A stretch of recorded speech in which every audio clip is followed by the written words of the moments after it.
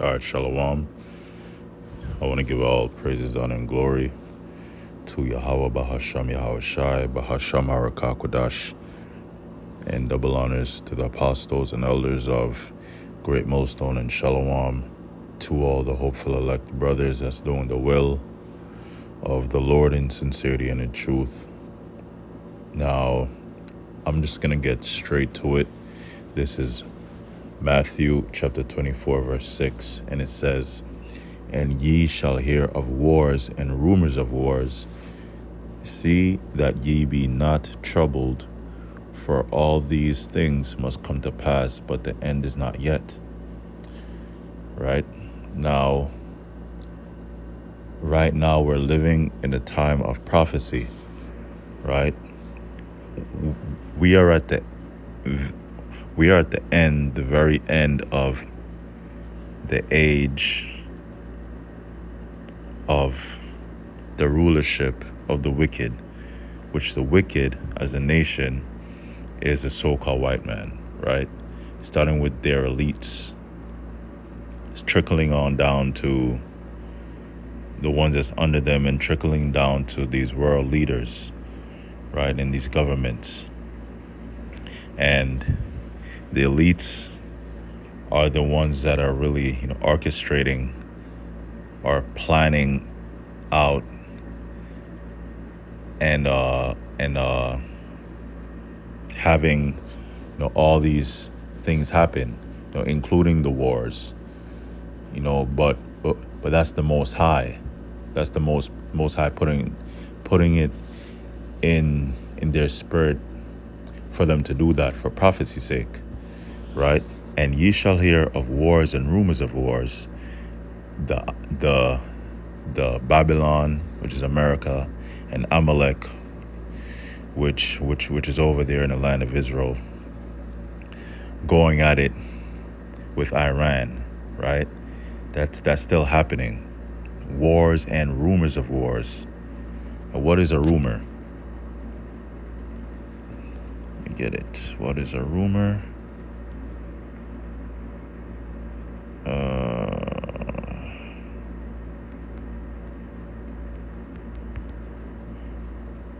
A rumor is an unverified story, claim, or a piece of information that circulates informally from person. All right, let me get it right here. This is Merriam-Webster Dictionary.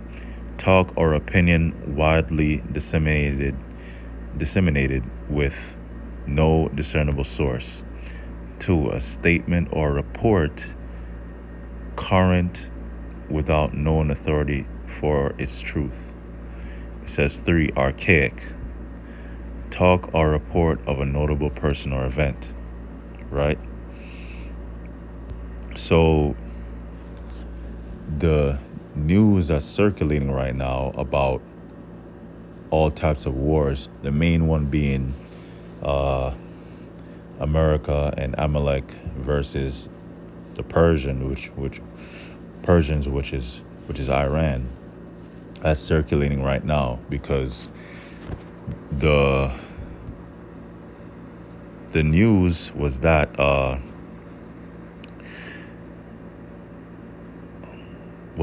they had a peace treaty, but then something happened to where they went back at war again. This is AP News. It says the U.S. and Iran have blown past red lines as they lurch back toward out all war. But let me go back to this, right? Go back to border. I want to prove that Edom, which is the so-called white man, they are the wicked. Job 9:24 says the earth is given into the hand of the wicked. So the earth was given into the hands or rulership of Esau, Edom, the so-called white people, by the Most High. But it took them a while for them to gain control. It took them a while, through treachery, through murder, violence, right? Through theft, through stealing, right? And the Most High blessed them with the sword and with technology, with the wisdom to come up with technology, right? And main tech that they have right now is the the the uh the MOTB and the technology that surrounds it, the technology that's going to make up the digital system, the digital prison. That info, that knowledge was given to them by Yahweh Bahasham Yahweh Shai. And it's all for prophecy's sake. This is Malachi 1 and 4. It says, whereas Edom saith, let me get something. Let me see what's freeform. You're right here. This is the table of nations. Now, number 2, right, says white man. It says Adawam, which that's the Hebrew way of saying Edom. So the so-called Caucasians, the one that's ruling the world, the ones that whenever they murder Israelites, so-called black or Latino people or Native American people, and it's all over the news, they most likely get away with it because they're the lawyers, they're the prosecutors, they're the judge. So we can't expect to get justice from our enemies. We're gonna get justice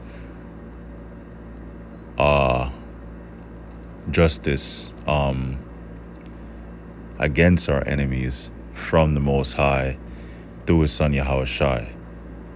We're gonna get justice by the Most High. That's it. So all we have to do is wait, and while we're waiting, we have to do the work. Israel, Yasha Allah, so-called Negroes, Latinos, and Native Americans. Number 2, Edom, Adawam. Now, Malachi 1 and 4, whereas Edom saith, we are impoverished, but we will return and build the desolate places. Thus saith the Lord of hosts. Now, let me continue to read. They shall build, but I will throw down, and they shall call them the border of wickedness. So Edom is the border of wickedness. Now, what is a border? A border is something that a border is a boundary, and within that boundary, you have wickedness. Just for example, you have the state lines, right? You have the state lines in the U.S. that separates. Let me get it. As for an example, map of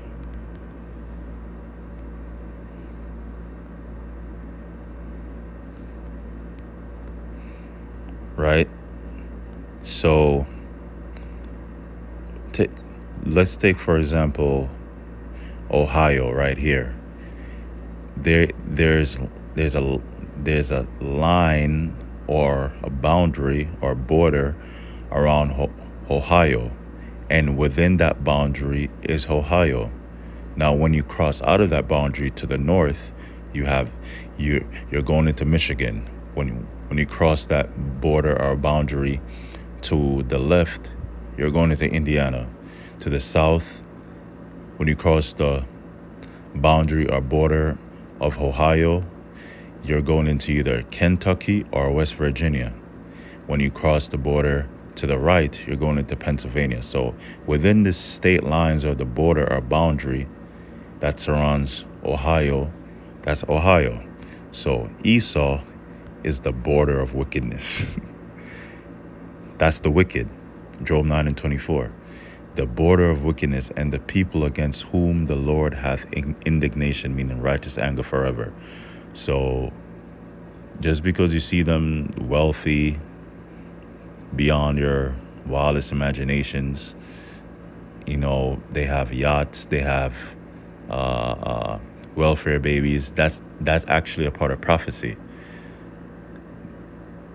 And the Most High gave them the earth for a small amount of time to rule, but He's gonna take them out of power, and then they're gonna be servants, slaves under Yahushua and the Israelites in the kingdom. They're gonna go from rags to riches. Malachi 1:4. Whereas Edom saith, we are impoverished, but we will return and build the desolate places. Right? Because at one point the Edomites during the medieval times, during the Dark Ages, they were in the caves, but the Lord, had them eventually come back into power. The Lord had them eventually get out the caves and come back into power. And when they really started to come back into power was during the Renaissance period, right? And Renaissance going into rebirth of the Roman Empire, because Esau ruled as the Romans during the ancient Roman Empire, right? So, but we will return and build the desolate places, right? And thus saith the Lord of hosts, they shall build, but I will throw down. And they built up their societies and empires. They built up, for example, America. They built up America using Israelites, though, using Israelites to build it up. But the Lord is gonna, destroy it. And let me see. Let me get back to this. Matthew 24 and 6. And ye shall hear of wars and rumors of wars. See that ye be not troubled. So we're not supposed to be troubled in our mind, because we know that it's all prophecy. For all these things must come to pass, but the end is not yet. Why? Because prophecy means to say before. It was said before by the prophets before Yahushua came on the scene, like the prophet Isaiah, the prophet Jeremiah. And right now, the prophecies, including Matthew the 24th chapter, is coming to pass right now. Wars and rumors of wars. All these things must come to pass, meaning prophecies must come to pass, but the end is not yet. For a nation shall rise against nation, as going into a race war. One race of people against another race of people, and kingdom against kingdom. That's what's going on right now. You have America, which is Babylon the Great, and Amalek going against Iran, which they are the Persians, and kingdom against kingdom. And there shall be famines. These data centers popping up here in Babylon is causing a shortage of water, because they're gulping up and drinking up all the water to keep the servers cool. Because one search inquiry from like ChatGPT, that shit is like gallons of water, right? But China, they put those at sea, but Esau doesn't care. So just the data centers alone is causing a famine, meaning a lack of water. A famine is a lack of food and water. And pestilences, viral disease outbreak, Legionnaire's disease, the diarrhea disease. That's like, I forgot the name of it. It started with a C, but that's spreading like wildfire. and earthquakes in diverse places. All these things are the beginning of sorrows.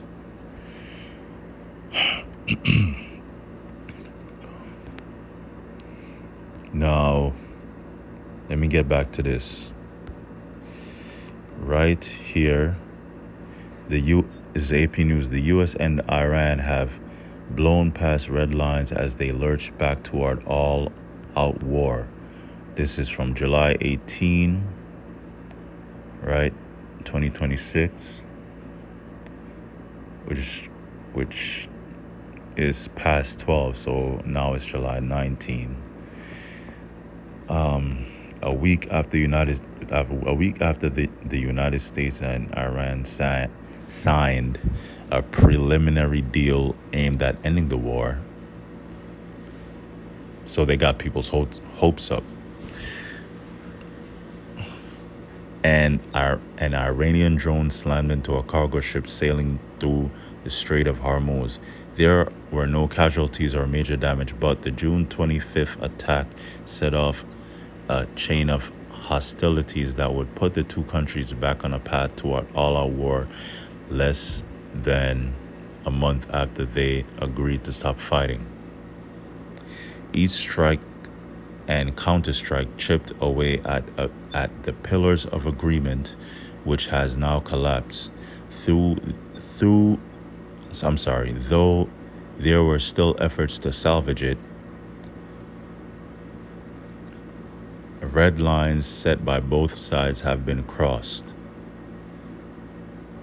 So they set a boundary and they crossed it, so that's a straight violation right there. They have to return the favor. They have to defend themselves.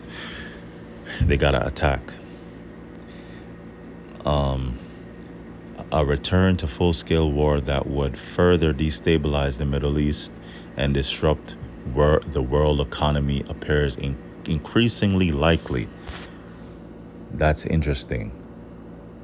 Disrupt the world economy, because the effects of that, that's a disaster right there. With the effects of disrupting the world economy, they can bring forth the solution, because they started the problem, right? Disrupting the economy, and the people's reaction to it. They already know people are going to mourn, people are going to be upset, protest, yada yada yada. And now they're going to come with a solution: digital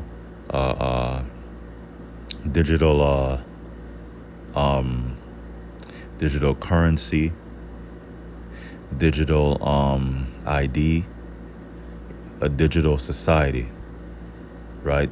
The NWO, the MOTB. Now, I wrote some more things down. Let me see. Salakia.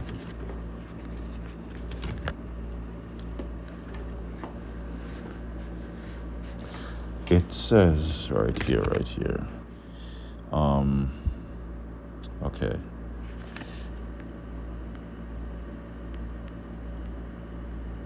What between Iran and the U.S.? Right now, I do want to get you to the latest on the U.S.-Iran conflict, as there have been so many different developments here.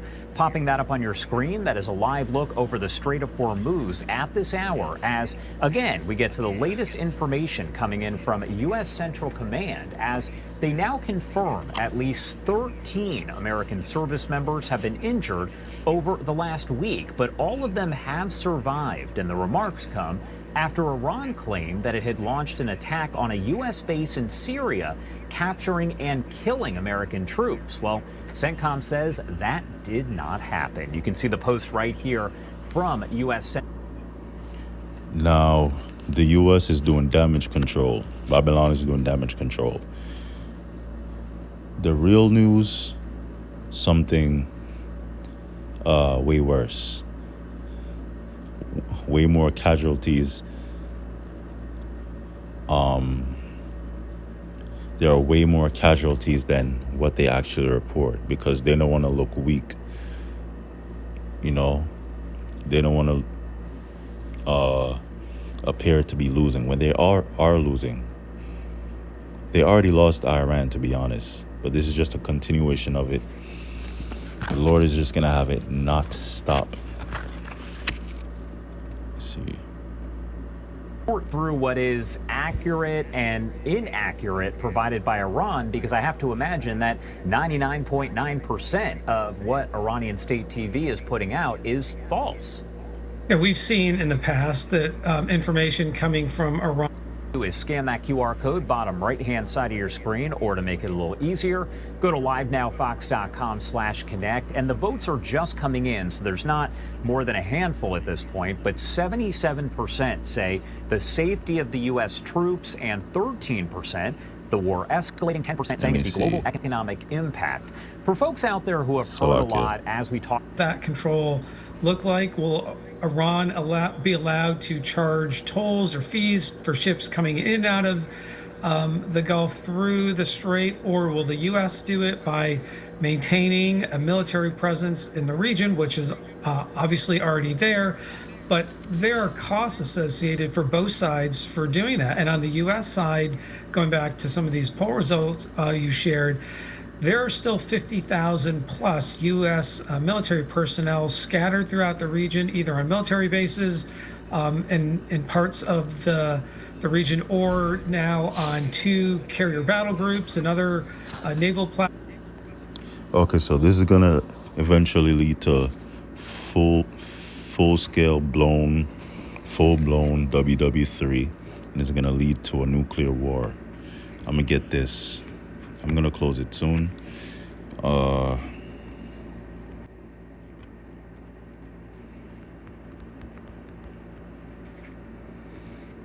Revelation 11 and 14. The second war is past. That's the Second World War. It's past.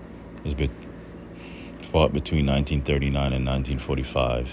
I actually remember the dates this time, because usually I'd have to look it up. So I'm proud of myself. And behold, the third woe cometh quickly. That's WW3. Technically, it already started, but it just hasn't got heated yet. And when it starts to heat up is when this starts to happen, right? Is when this starts to happen.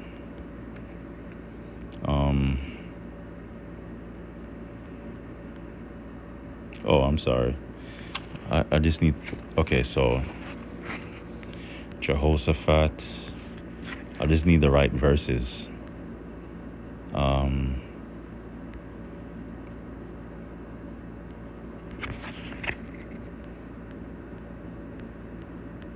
Okay, there's not that many verses.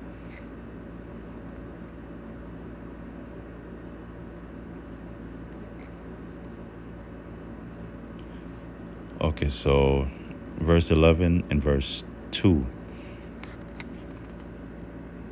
Let me just go straight to the point. Joel chapter 3 and verse 11. So when this starts to happen, that's when you know the Lord is definitely around the corner. And mainly the main prophecy besides this is the implementation of the MOTB. Now they're already setting up digital border system, national security ID, digital ID for all these countries, right? They're setting up the digital system. Now, for them to make the MOTB mandatory, like it has to be some sort of false flag, or like some sort of disaster has to happen. Like something has to happen where they could use that as a reason to force it on the people. But then again, that word force, I have to be careful, because it's still going to be a choice. The choice is that if you don't take it, you won't be able to buy or sell. You most likely going to be homeless, can't buy food. But if you take it, then you'll be a part of society. You'll have a digital ID. You'll have your CBDC. You'll be able to buy and sell, but the elect won't take it because the Most High is going to provide. Joel 3:11. And I'm going to end it here. Joel 3:11 says, assemble yourselves and come, all ye heathen, and gather yourselves together round about. Thither cause thy mighty ones to come down, O Lord, and the mighty ones of the Lord are the angels. Assemble yourselves and come down, all ye heathen. Gather yourselves together round about. The Lord is gathering these nations to go to war in the Middle East. That's the Valley of Jehoshaphat. It's located in the Middle East. Because a lot of these nations are starting a conscription. Germany's one of them. A draft to where the men and also the women, they have to sign up to be in the military for war, just in case they have to go, and that's going to be done in the Middle East. Thither cause thy mighty ones to come down, O Lord. So all the military of the nations are going to gather together in the Middle East for the final war, the final world war, WW3, the third war. Is going to lead to a breakout of nuclear. So ICBMs will be shot from one side of the earth, the eastern hemisphere, come from countries like Russia and China, all the way to Babylon the Great. It's going to become a lake of fire. Let the heathen be awakened. The heathens are the other nations, right? Because you have the table of nations right here. Israel is at the top. All these other nations from 2 down to 18 are heathens, right? Now, Japhet isn't really that much a part of the end time prophecies, to be honest. But East Edom, Elam, the Persians are Elamites, right? The Persians are actually Elamites. Assyria, the Assyrians, Syria, they're always in the news. Syrians, Arabs, that's Ishmael. There's prophecy about them too. In our second Esdras, 15 or 16. Moab is my wash spot. The Ammonites, they're gonna remember what Esau did to them, and they're gonna go against Esau, even though I believe they're allies, but only for the moment. The Ethiopians, because in Ezekiel 38, Russia, Magog, Gog is gonna be a defense to Persia and some of the Hamite nations. So let me finish it off.